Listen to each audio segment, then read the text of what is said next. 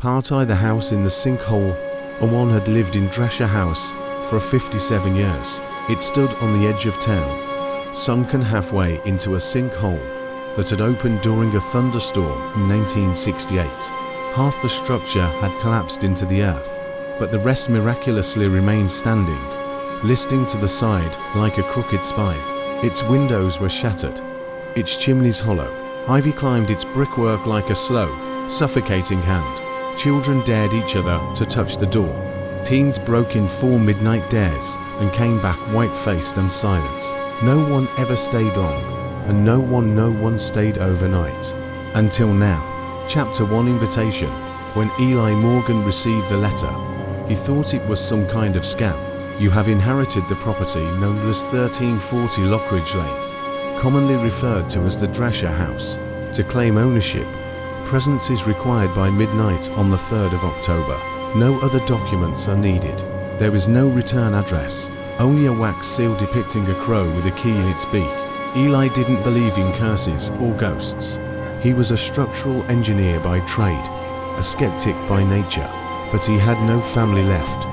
No job he couldn't walk away from.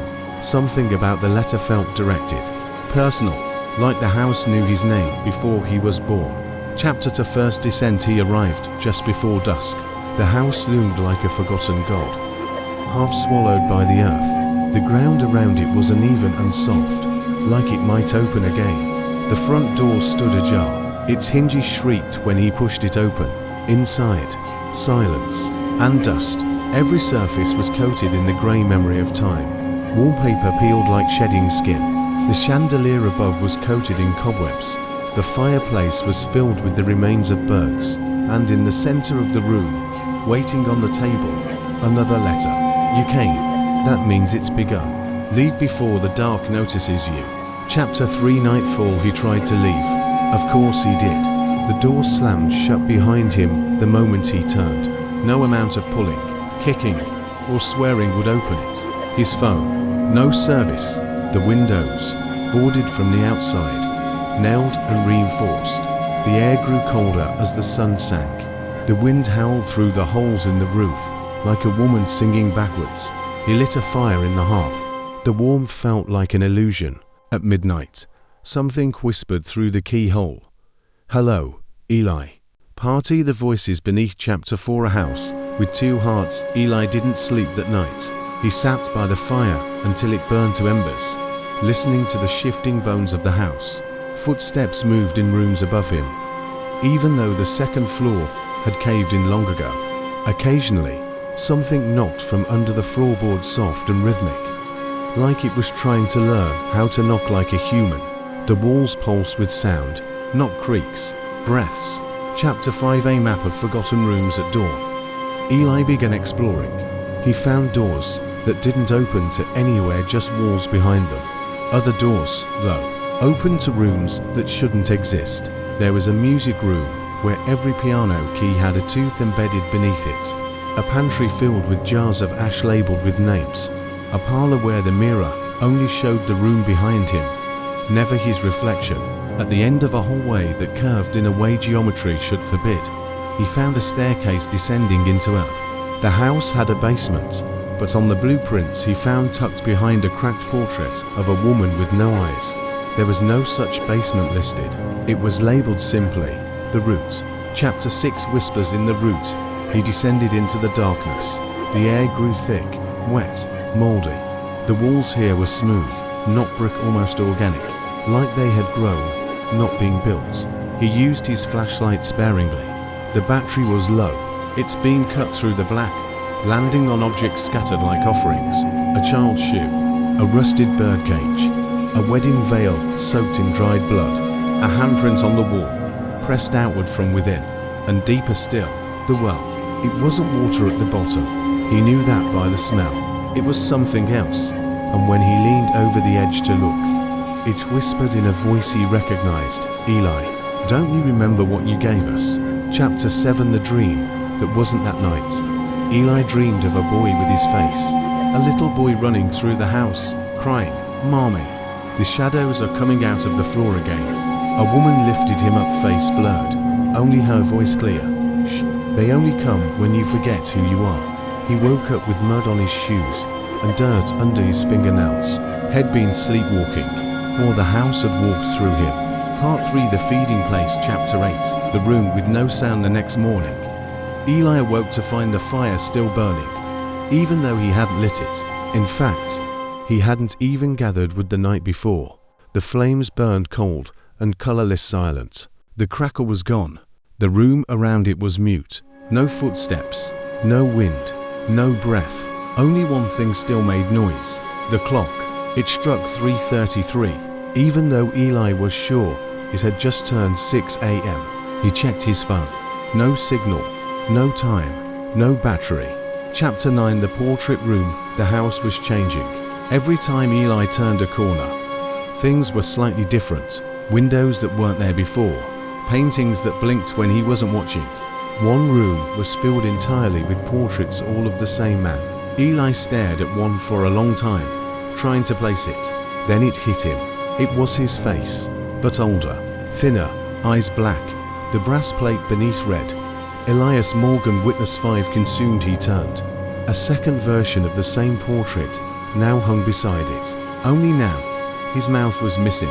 Chapter 10, The Voice Upstairs. At night, Eli heard weeping. He followed it up what remained of the second floor, which had begun rebuilding itself. Floorboards that weren't there before, walls that dripped black water. At the end of the hall, the weeping grew louder. Behind the final door was a child's bedroom. The wallpaper moved. The crib rocked. A woman stood by the window, her back to him, shoulders trembling. "Hello?" he asked. She turned around and her face was identical to his mother's, but her eyes were empty, her mouth sewn shut. In her hand, she held a slip of paper. She handed it to him before fading into dust. "You have always been here. We only took what you offered. You forgot. And forgetting is how it feeds." Chapter 11, A Hole in the Sky. On the third night, there was no ceiling. Eli stared upward from the dining room table and saw the stars. Wrong stars. Not constellations, not galaxies, but eyes. Thousands, blinking, watching, one by one. They began to turn toward him. The floor trembled, and the house exhaled. Part IV, Remembering the Dark. Chapter 12, The Harvest. The house stopped pretending on the fourth day. The clocks no longer ticked. The walls no longer stood still. Even gravity had grown inconsistent. Floors slanted where they shouldn't, and doors opened into sky or water or darkness. Eli began to find duplicates of himself, faces reflected in shattered glass, flickering in the corners of mirrors. Sometimes they watched, sometimes they smiled. At one point, he entered a bedroom and found a version of himself hanging from the ceiling, eyes still twitching. He didn't scream. He couldn't anymore. Chapter 13, The Memory Wall. In the library, the books had changed. They now bore his name on the spines. Each book was a piece of memory: old birthdays, forgotten teachers, fleeting childhood fears. One entire shelf was labeled, Memories Given Willingly. Another, taken without asking. The final one, What Must Never Return. When he pulled a book from that final shelf, the pages were blank, until he bled onto them. Then words began to appear, written in his own handwriting, describing things he had never lived, but had always feared. Chapter 14, The True Basement. On the fifth night, Eli returned to the route. The descent was different this time. The walls bled. The stairs seemed infinite. It felt less like he was going downward, and more like he was being peeled back, layer by layer.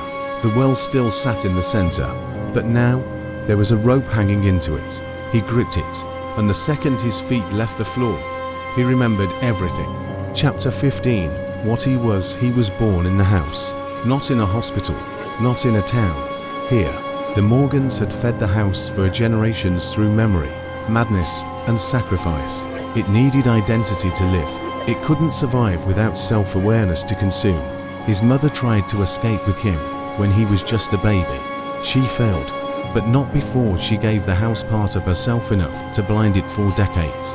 Enough to give Eli time to grow elsewhere, far from its reach, until now, until it called him home, and Eli came willingly. Chapter 16, The Hollowing. The final dream came, a sixth night. He stood in the middle of the living room. The house was gone, and yet it surrounded him. He saw all its past victims, walking in circles, repeating gestures they could no longer remember. A priest trying to light a candle with no flame. A woman scribbling prayers onto air. A boy digging through ash to find his name. Eli turned to see himself in the corner. The other Eli. The one that smiled in mirrors. The one that watched him sleep. The other Eli leaned close and whispered, "You're ready to be remembered." Part V. The Name Without a Mouth, Chapter 17. What lives below on the seventh day? The house showed its true shape. It was never just a house. It was a conduit, a living organism made of fear and forgetting. It had fed for centuries on those who entered it, draining them of identity, voice, and memory, until only shells remained. And Eli, it seemed, was its heir. He was meant to become the next caretaker, not by inheritance, but by design. Born into blood, born into silence, in the root, beyond the well, a new door had opened. It was not made of wood or stone. It was made of skin. It pulsed as he approached, and when he stepped through, it whispered his name. Only it wasn't Eli. It was something older, something true. Chapter 18. The Inversion Room. The space beyond was not a room. It was a mind. Walls of thoughts, ceilings made of fractured memories. The floor shifted between childhood dreams and adult regrets. In the center, the entity. It had no form. It was shape and absence, at once a presence made of everything Eli had ever forgotten. It spoke in the voice of every person he had ever known. All at once. You were never supposed to leave. You were always part of us. We remember you now. Eli fell to his knees, but before it could take him, he screamed a single word, "No." And with that, something snapped. Chapter 19. Fire remembers. He ran back through the breathing corridors, the memory-ridden library, the stairs that screamed as he stepped. He grabbed the book of what must never return. He tore it open. He fed it to the fire. And when he did, when ink and parchment turned to ash, the house began to scream. Not groan, not shift. Scream. The portraits wept black oil. The walls curled inward. The root collapsed in on itself. And for the first time in 57 years, the front door unlatched. Chapter 20. The Leaving. Eli walked out into the door. The house behind him sagged and roared like something dying, or being born again. The sky was red. The earth cracked. He didn't look back. He kept walking until he hit the tree line, until the birds were real again, until he remembered the sound of wind that didn't whisper. And there, sitting on a tree stump, was a single sealed envelope. He opened it. You remembered enough to leave, but not enough to stop it. You left your name behind. It lives in the dark now. Part VI. The Forgotten Light. Chapter 21. Echoes of the house. Eli wandered 4 hours, maybe days. No road led out of the forest. His phone was still dead. Birds circled, but never landed. The sun stayed pinned to the horizon, never fully rising, never setting. But the house was gone. That should have meant freedom. Only something followed him. Not footsteps, not shadows, but missing moments. Time skipped. He'd blink and find himself somewhere else. Trees changed. His clothes aged. He felt less real by the hour. The house was gone, but it had left its roots inside him. Chapter 22. The Boy in the Mirror. He found a cabin near a stream, old but warm, untouched by the rot of the Drescher place. Inside was a mirror, simple and clear.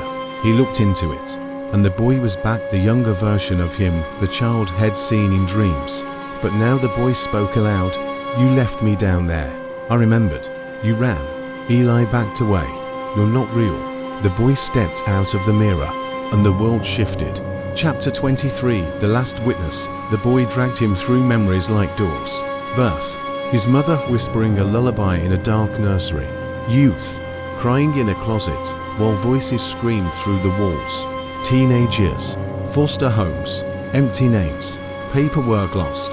Every missing piece returned, but they came with a price. Each memory had been taken by the house to build itself, and now, giving them back made it grow again inside him.